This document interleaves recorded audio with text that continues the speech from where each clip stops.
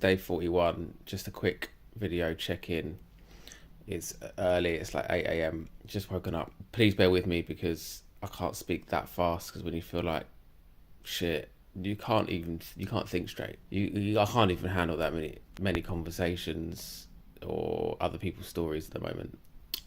Massive piece in the jigsaw puzzle I found the other day, literally about 2 or 3 days ago. So a friend, she does holistic therapy, and she basically is a therapist. And I was talking to her about the masturbation addiction that started when I was 8 years old, and she said, uh, at, when you was a child, when you was 8 years old, what were you escaping from? And that one question just opened up that self reflection, and I just was like, oh, physical abuse from my dad. And it would just put everything together because I didn't know why I was escaping. And then she also gave me an example of how that ties into the type of um, fantasy at that age that I was, and I have been my whole life, that I've experienced.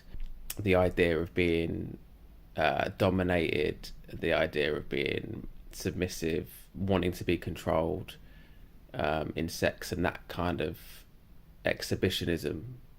It all ties in because she said that people who, clients of hers that have been raped or sexually abused, have fantasies of being raped or being sexually abused. So in my case, it was physical abuse, but it still transpires, that can transpire sexually.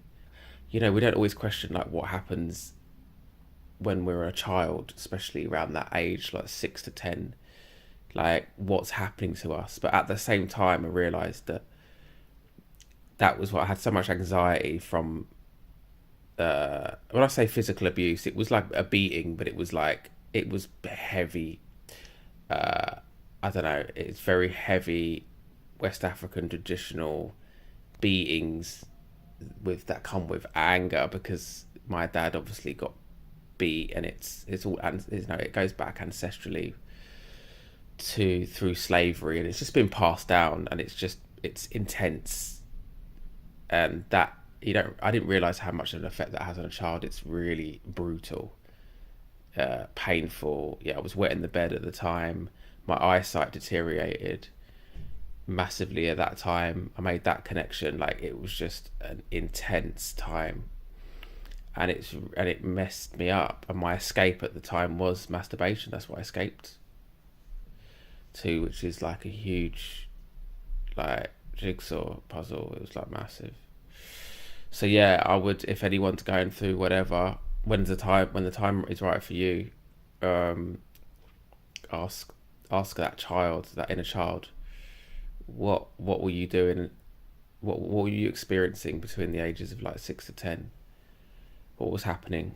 What's been going on? Not a lot. Still feel really heavy, as you can probably tell by my voice. Still feel very sluggish.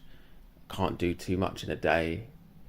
I have done a bit of a fast over the last 2 days, because I haven't really wanted to eat. What else has happened? I started to realise that your physical life kind of like, it mirrors what's happening in my life at the moment. It mirrors what I'm going through. So everything's been slowed down. Like, I have like two music speakers that they don't work anymore. They've broken. So like, it's like an almost like I can't really distract myself with music. My washing machine is broken, which is never, nothing ever breaks in this house. I run an Airbnb business in my house for money, and I can't do that at the moment. So like, that stopped. And even the idea of the washing machine stopping is also a physical manifestation of an old cycle ending. And the fact that it's taken 3 weeks to get this washing machine sorted, it's still not sorted. I think the biggest thing I've taken from this is to be authentic. It's I've struggled to be authentic when I'm going through this shit. I think scared of shame and judgment. But, you know, I think the biggest thing I can take from all of this is like, to be authentic through everything. You know, when someone goes, "How are you?" and you just go, "No, I'm feeling shit. Actually, I'm actually going through a really heavy period, or struggling with this."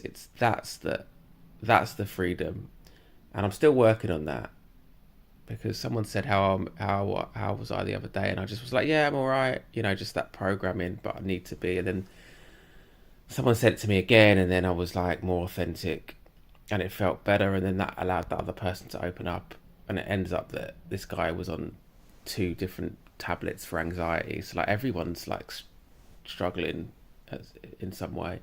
We haven't been taught just to be, or we haven't been allowed to feel, and it be okay. So that's another thing that I've struggled with, because everyone wants to fix you.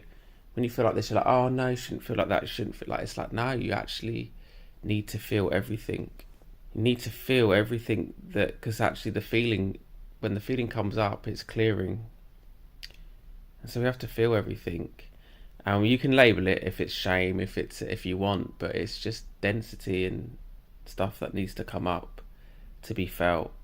And what do most of us do, me included? Escape. We want to escape to something that produces a dopamine, whether it's masturbation, whether it's TikTok, social media scrolling, whether it's junk food, whether it's whatever it is, Netflix. It's always an escape from what's actually really going on in our bodies, and it is fucking challenging. I am not denying it. It's a struggle. It can be such a struggle, but it's temporary, is what I tell myself. But anyway, here's to another update soon. Peace and blessings to anyone going through whatever they're dealing with. It's heavy stuff, but you know, we can get through it. We can do it. We just got to feel it, guys. Anyway, lots of love, peace and blessings.